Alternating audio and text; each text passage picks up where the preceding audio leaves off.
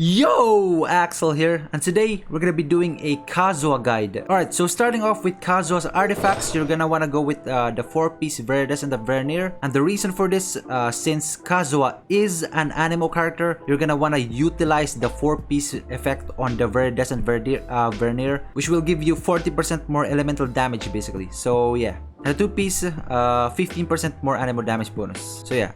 Now for the main stats on the artifacts, on the sands, you would want elemental mastery on Kazuha. For the goblet, you would also want elemental mastery, but I have animo damage bonus over here since this is all I have for now. And for the circlet, you would want to go with elemental mastery. With the substats, you would also want to go mostly with elemental mastery. So yeah, when going for substats, make sure you get as much elemental mastery as possible. Alright, now moving on to Kazuha's weapon. Over here I have the Freedom Sworn. So this weapon is very pretty good for Kazuha since it does have that elemental mastery as a stat on the sword. It also has a pretty decent base attack, but that's not what we're going for here. We're mainly going for the elemental mastery over here, 181 elemental mastery. So on the artifacts, on the sands, elemental mastery and elemental mastery on the circlet, combining that with the weapon, overall we get about 800 elemental mastery. So this is pretty good. Now with Kazuha's overall stats, we have here 14.3 crit rate, 96.6 crit damage, but we don't really want to focus on this too much.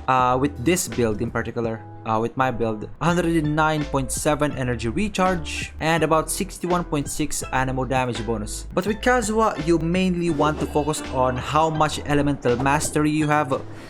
In this case, we have about 800 elemental mastery, so that is pretty good with swirl. And the reason why you would want to have as much elemental mastery as possible is over here. So as you guys can see over here, this is the passive skill, which is the Poetics of Fubutsu. As you guys can see over here, upon entering a swirl reaction, Kazuha will grant all party members a 0.04% elemental damage bonus to the element absorbed by swirl for every point of elemental mastery he has for 8 seconds. So that means each one elemental mastery, you'll gain about 0.04% elemental damage. So for example, 0.04 times 800 elemental masteries, because as you guys saw earlier, we have about 800 elemental mastery. So yeah, 0.04 times 800 elemental mastery is equals to 32% more elemental damage bonus. So if you apply, for example, if you apply pyro and then you swirl that pyro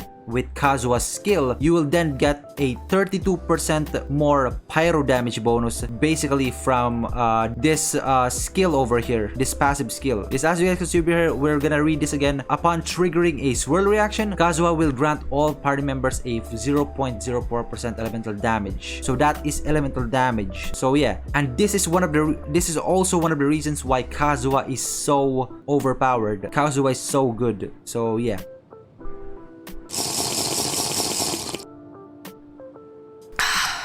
Alright, so now where were we? So as for Kazuha's talents, I have them at 111. I don't really have this maxed out yet. And the reason for that is I'm not really focusing on a damage dealer Kazuha. I'm only focusing on Kazuha's 4-piece effect on the Veritas and the Vernier. So I'm mainly using Kazuha for the attack buff or the attack debuff. So yeah. Now for constellations, I'm gonna explain all the constellations starting off with C1 over here.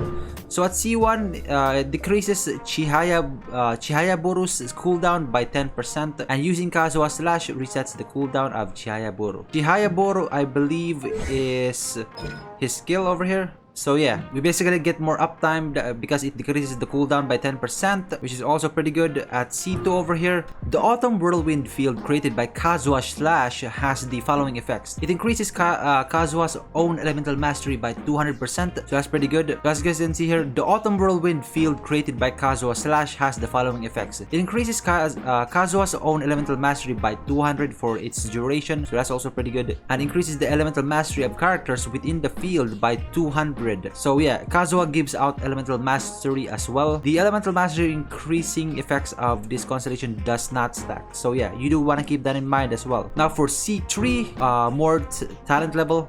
C4. When Kazuha's energy is lower than 45, he obtains the following effects. Pressing or holding Chihaya Boru, which is his skill, regenerates 3 or 4 energy for Kazuha, respectively. And when gliding, Kazuha generates 2 energy per second. So this is basically more energy. So this is good for Kazuha's burst uptime. Now at C5, more levels on the talents. C6, after using Chihaya Boru or Kazuha Slash, Kazuha gains an Anemo infusion for 5 seconds. Additionally, each point of elemental mastery will increase the damage dealt by Kazuha's normal, charge, and plunging attacks by 0.2%, which is also pretty good. So yeah, if you get him all the way to C6, it's pretty good. But like I keep saying in all my videos, you don't really need constellations. So yeah, let's keep that in mind.